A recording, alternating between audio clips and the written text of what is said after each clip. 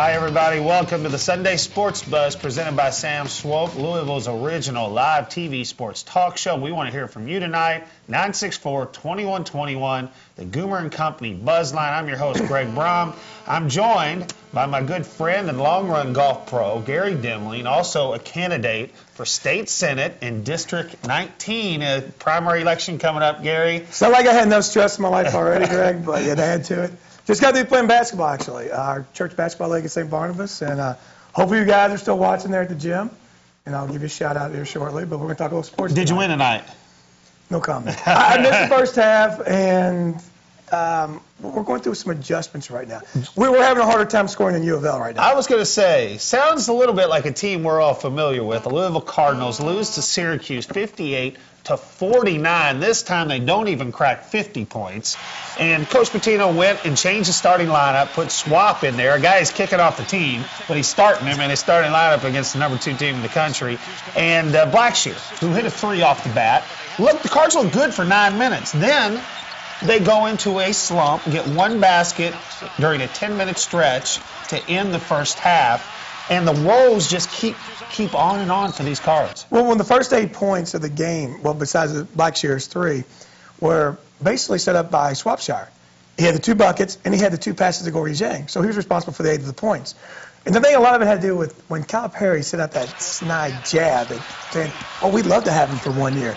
It kind of maybe fueled Swapshire to maybe this. It also probably got under Coach Pitino's skin as well. I wouldn't doubt if he ends up there. I don't know. I mean, you got the pride aspect of it. You're U of L. I don't see that happening, but it was just kind of funny that any chance that either coach has an opportunity, more Calipari than Pitino, to take a shot at the other one, they jump on it. Well, I tell you what, Louisville usually plays well against Syracuse. Yesterday, it was hard to watch. It was hard to watch. 2 for 23, three-point shooting. Kyle Kuric looked like, since he didn't start, that he wasn't even in the flow into the game at all. Bohannon gets 17 minutes. Yeah. A guy that scored, had a good game against Syracuse the first time these two teams played. Gets 17 minutes, got 10 points and 7 rebounds in those 17 minutes. I saw some dreadful basketball tonight in our church league. And let me tell you, it's not near as bad as what U of L's going through. They can't get the 60. I'd rather watch your church league. Let's look at the starting lineup aspect of it. You've got a walk-on. Cal Kuric, technically, he's a walk-on. You've got a transfer from a mid-major college in Chris Smith. You have a second-year developmental player from Senegal in Gorgie Zhang, and you have 2 McDonald's All-Americans who right now have so many issues in their head that they can't formulate. And it's almost like it's transcended to the whole team. But this isn't the team that was projected as a Final Four possible team. You know, it's almost like there's so many, it's like they've regressed. Well, what's this team need to do? I mean, Rick's talked about pushing the pace.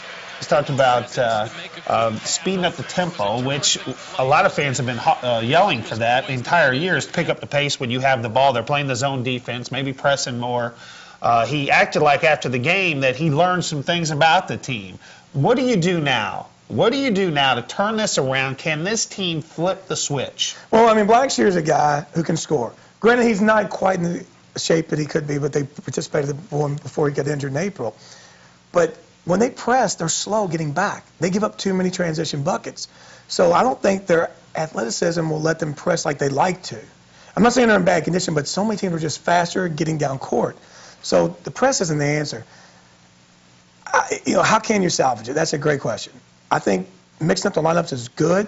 But if you're talking about Angel Nunez being a great shooter, give him an opportunity. I know. Give him a chance. I mean, he has talked about putting him in the game. It'll free up the middle a little bit. Just see if he hits his first 2 shots. Could if he really does, leave him in there. If he doesn't, take him out. Is it really going to hurt? I don't think it's going to hurt anything. I don't think it's going to hurt. Let's go to the Goomer & Company Buzz Line. Charles is with us. Charles, you're up.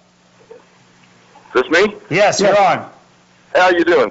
Great. I'm calling it for St. Barnabas, Jim. I've got Gary's score. Give me a stat line. Gary's team lost 63-44. He had 1 for 5 with 2 points and 6 rebounds. Just want to give you the stat. 6 rebounds. I did miss a couple of laps. I'm not going to lie, but I did have a fundraiser earlier, so I was I'm not going to make excuses. I've been shooting the ball fast. That's only 5 shots. I mean, normally you're like the Russ Smith of Barnabas. No, I don't shoot a lot. I mean, I'm not like a Mike Livingston who shoots every time I get it, but shout out to you, Mike. No, yeah, my stat line isn't very good. But if you track assists in the league, I'm a giver. If anyone knows me, I like to give instead of receive. I'm a public servant. Well, I tell you what, the Cards, to turn this around, I mean, this team the way they play today really doesn't mean anything about how they're going to play tomorrow. It seems like there's no carryover at all, even when they're playing good, when they're playing bad. A whole new team might show up Wednesday night in the Garden for the Big East tournament. A whole new team might show up in the NCAA tournament. A couple of things that I think you go back to the original lineup. You know, the experiment didn't really work against Syracuse zone. I want to see Russ Smith play more. 18 minutes. 10 points. I mean, the guy puts up 30 against Kentucky. I know what you get with Russ Smith. There's a lot of so-called he's getting 18, 20 minutes sort of Rutgers Park street ball aspect of it, but he can score. Some chances he can, they speed it up. Sometimes they can't. But you got to get points. You have to put points on the board. All right, Terry, you're up. Goomer Company Buzzline. Yes, how you doing? Doing good. Thanks for calling again. I noticed a lot of games all season, when they play well, it's because they rebound at both ends. And some of the games, a lot of the games they lost, they may rebound at one end and not at the other end, or they'll come back first half and do better at the second half on the rebounding at both ends. I don't quite get it. I mean, what is it about how they can? I just think if they were consistent, they might win more games. They're schizo. That's the best terminology for it. I mean, they got different personalities. They're civil every game. Bit. I mean, really, and I guess if you look at the team, if it gets in your head, if you can't score and you start scoring 50 points a game, you can't get to 60, and you're not winning games that you're supposed to win. I mean, South Florida at home, and you get blown up by 31 at Providence. It starts wearing on you a little bit. So it does affect your confidence level. But the rebounding aspect is a very good point. But I'm not sure if they're as, I'm not saying there's athletic, but this team doesn't look as polished in some of the years past teams in the sense of they're not physical. The best way to put it. They're not knocking people around. They don't shuck off screens very well. They get hit one time, they stay around the perimeter. It's almost like they don't have that. A little bit soft. That's the best way to play. Maybe playing a little bit. All right, let's. Speaking of Providence, let's look at the bracket for the Big East tournament. Cards will play on Wednesday night and could play Providence, as Providence will open against Seton Hall. And Louisville actually a pretty good draw if they want to get a couple more wins. Originally Connecticut was. I wouldn't want Connecticut. I would not want Connecticut with Jim Calhoun back. You ever notice when coaches' teams aren't playing too well, they always have these back injuries? You know, Krzyzewski did it in '96, and then of course you did it with Calhoun a couple years back, and then won the national title, he did it again this year. Of course, it's convenient, very convenient to be injured at that time. Seton Hall, though, if Seton Hall would win, winnable game for Louisville. They know Kevin Willard's system well. Marquette would be the second opponent who's playing well, and they're hot right now.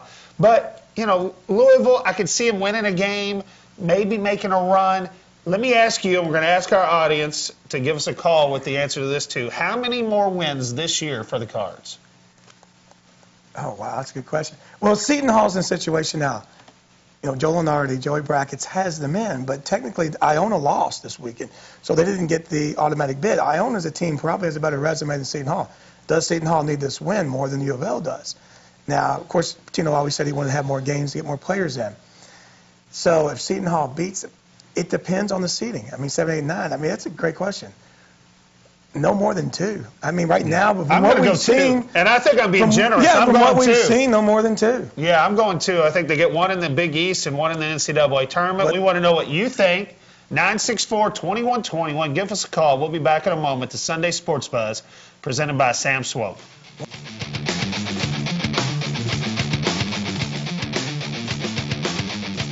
Goomer & Company Jewelry is proud to celebrate our 40th anniversary. Hello, I'm Bruce Goomer, founder and owner of Goomer & Company. This is a family business, and we'd like to thank you for choosing Goomer & Company. My family and I look forward to being your jewelry store for years to come. For over 40 years, we've been the largest gold, silver, and diamond dealer in the area. Come see us on Hurstburn Parkway or visit goomerjewelry.com and experience the Goomer difference. Hi, I'm Kevin Renfro, owner of the Becker Law Office. For more than 25 years, my law firm has only represented injured people who need help. If you want an experienced lawyer, call or email me at the Becker Law Office. You can find us on Facebook, Twitter, YouTube, or the website. We'll answer your questions and work hard for you. You'll owe us nothing unless we win or settle your case. Serious, experienced, results. Call the Becker Law Office for a free evaluation. Just dial 3s. You're going to love Louisville Athletic Club's solution to your fitness resolution. For a limited time, join the area's premier fitness club for as low as $9.99 per month or no enrollment fee. That's right. Join now for as low as $9.99 per month or no enrollment fee. Call now and start your fitness resolution. Hi, Joe here for Joe's OK Bayou. A lot has changed since we opened the doors here 15 years ago. Gas was around $1 per gallon. Blue Story was a craze. Long hair was in, and I was single. But one thing that hasn't changed here at Joe's is the exceptional value and great service you get each and every day. Stop in for the all-you-can-eat lunch special, nightly $3 off dinner specials, a great happy hour, even $1.99 kids meals every Sunday. There's a reason why we've had the best Cajun in town for the past 15 years. Who says change is good? Joe's OK Bayou. It's okay by me. The 2012 Bluegrass Golf Tour Card is available now. Play 8 great courses for one amazing price. Call 502-964-2121 or go to shop21live.com to get yours now. Hurry, they won't last long.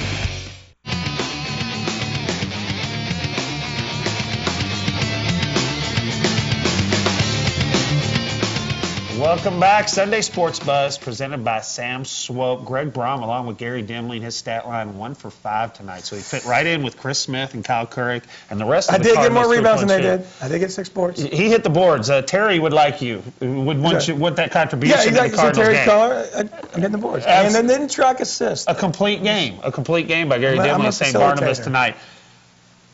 Listen tomorrow night, though, to 1450 as Jeffersonville takes on Bedford North Lawrence, the former home of the legendary Damon Bailey. And we have a legendary guy on the call, Charlie Jenkins, in his 50th year calling Indiana high school basketball. Tomorrow it starts at 7:15 on 1450 The Sports Buzz. Jeffersonville versus Bedford North Lawrence, Indiana high school tournament basketball. And big game tomorrow as well. Trinity versus St. X for the 7th Region Final. We were both at the Ballard Trinity game.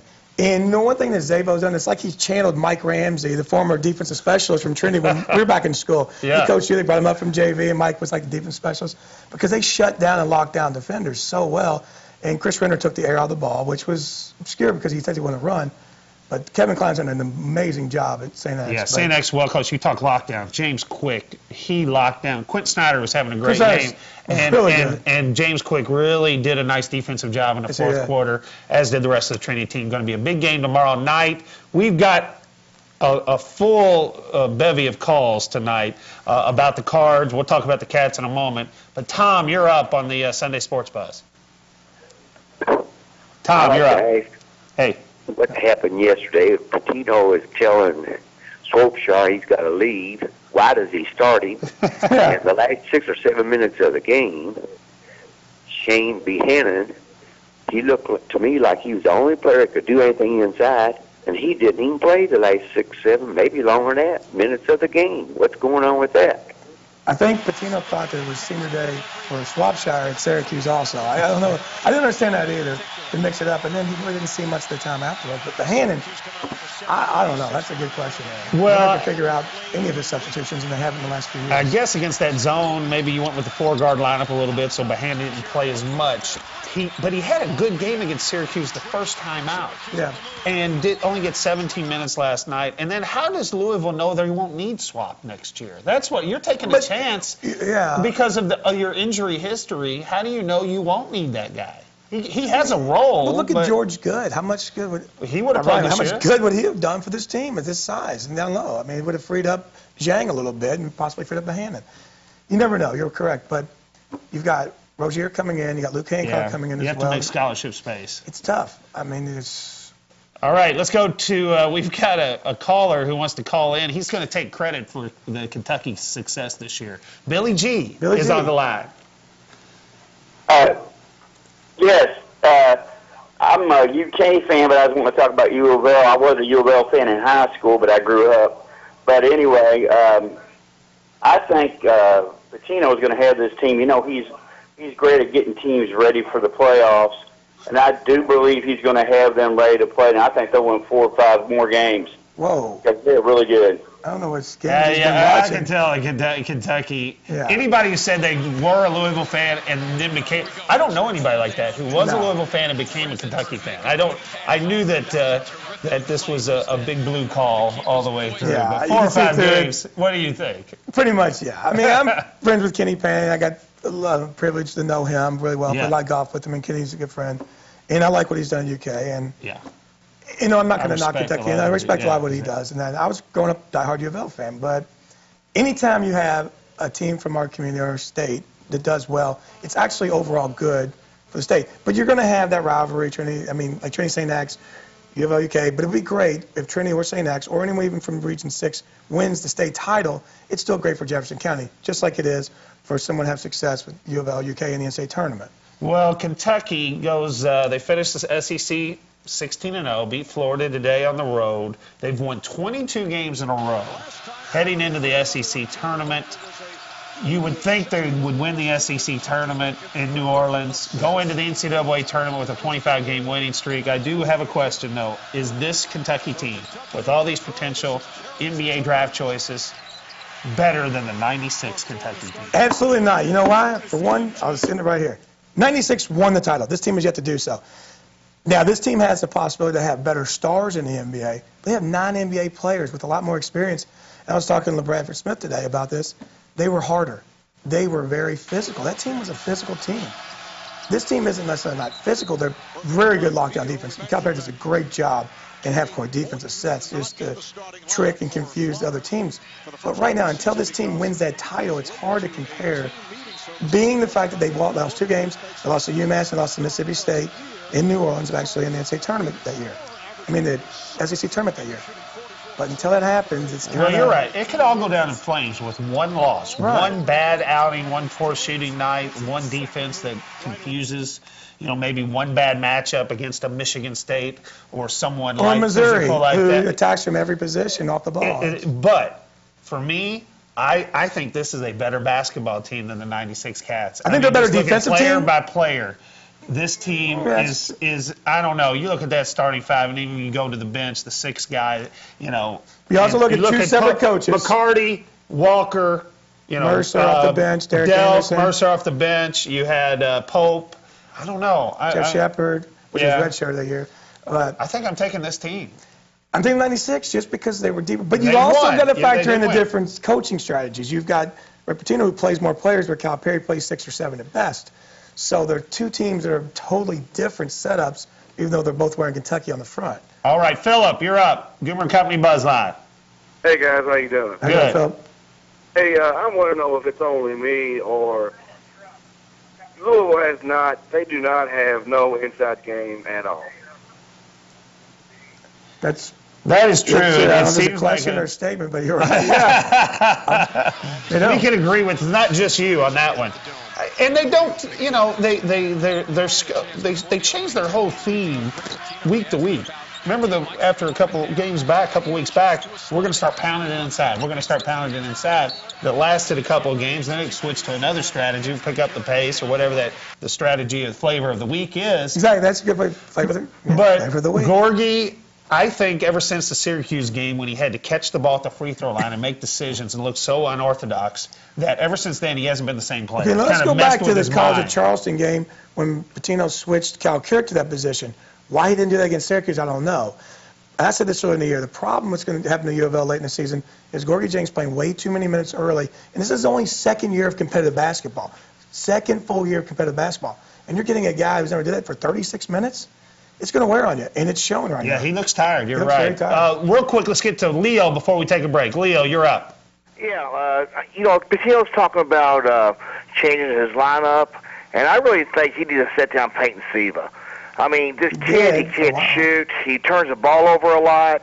I think my starting lineup would be put Chris Smith at the point, Blackshirt the shooting guard, then you got Kirk, Gang, and Behannon. I mean, Denny Crum used big guards. You don't need a pure point guard in this system. You need somebody that can score. The problem with Chris Smith picks up his dribble too quick. And he's a spot-up shooter. He picks up his dribble. If you're watching cross half court, he picks it up and gets trapped all the time. You know what I would use? Russ Smith. And Right, Russ dribble is getting 18 minutes a game. And this guy, points per minute, is making things happen. I know he makes a lot of turnovers, but I'd go with Russ, Chris, Kyle, and then Bohannon. You got to go with Bohannon. Yeah, I think that's probably the bench. Seaver probably has so much stuff going on in his head right now. I'd bring him off the bench, too, because he'd keep him out of foul trouble, possibly. You know what's funny? 3 of the top 5 fouls givers in the Big East are Peyton Siva, Gordy Zhang, and the third one. It was Russ Smith. They were 3 of the top 5 are All right, players. We're going to take a break. Be back in a moment. The Sunday Sports Buzz presented by Sam Swope.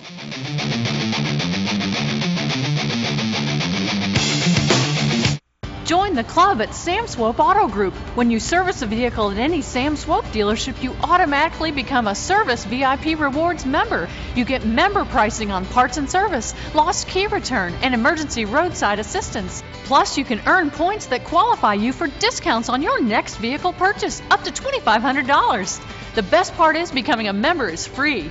Become a member today at any Sam Swope dealership. Nobody walks away because everybody saves. Pimp out your ride at Smart Shoppers, 4200 Produce Road. That's Smart Shoppers, 4200 Produce Road to pimp out your ride. They are open Monday through Friday, 10 a.m. to 6 p.m. They are the largest car audio dealer in the city of Louisville. No better place for paint or body work in the city than Smart Shoppers. You need rims, stereos, amps, paint, anything you need. Call 964-6652 or go to smartshoppers.com. That's Smart Shoppers, 964-6652. Hi, I'm Jim Weeks. At MaxCare, no project is too big. We have the capabilities to handle the smallest residential project to the largest commercial undertaking. We even clean big houses like this one. And everyone has been abuzz about our amazing 4 areas for $99 special. We want to let everyone know that MaxCare also cleans upholstery, ceramic tile, and air ducts. We also install and refinish hardwood floors dust-free. MaxCare, locally owned and family operated. Give us a call, 636-4629. Hi, I'm Kevin Renfro of the Becker Law Office. If you or a loved one has been diagnosed with mesothelioma or lung cancer, please call us. Mesothelioma is a cancer caused by asbestos, used in construction, power plants and factories, ships and towboats, and in auto brakes. Call the Becker Law Office. We're committed to helping asbestos victims and their families get the compensation they deserve. Serious, experienced, results. Call the Becker Law Office for a free evaluation. Just dial 3s. The 2012 Bluegrass Golf Tour Card featuring Chariot Run, Bardstown Country Club at Maywood, Rosewood Country Club, Indian Springs, Cave Valley Golf Resort, the Falls Golf Resort, the Bull, and Stonecrest Golf Course is available now. Get your golf tour card and play 8 great courses with cart for one low price. Call 502-964-2121 or go to shop21live.com to get yours now. You can play anytime, but you must get your golf tour card now.